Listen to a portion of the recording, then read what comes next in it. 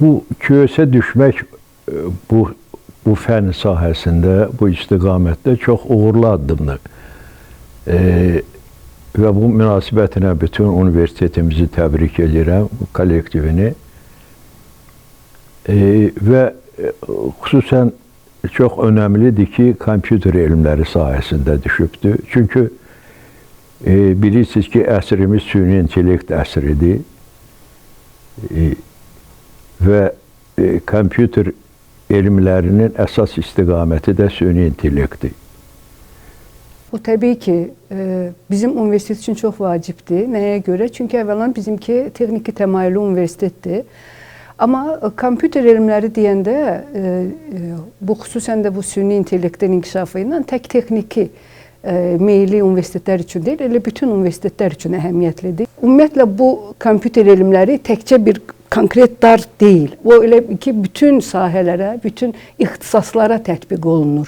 Çünki bayaqları dediyim kimi, kompüter elmləri istər süni intellekt elədir ki, o konkret bir məsələni görmür. O istənilən sahələrdə, istənilən, məsələn, ekspert sistemləridirsə, ekspert sistemləri istənilən sahədə ekspertlərin bilikləri əsasında toplanır və o da birbaşa kompüter elmləri ilə bağlı olandır. Ona görə də kompüter elmləri yəni istənilən fakültədə, istənilən ixtisasda birbaşa tətbiq oluna biləcək fənn olmalıdır və yaxud sahə olmalıdır. Elə sahələr var ki, kompüter elmlərinin, süni intellektin, elə sahələri var ki, həqiqətən bizim universitet dünyada, tək ölkədə yox, dünyada bir mərkəz kimi tanınır. Məsəl üçün, qeyri-səlis məntiq sahəsində, süni intellekt sahəsində, bu da o çap olunan əsərlərin, kitabların, məsələn, tək bir ildə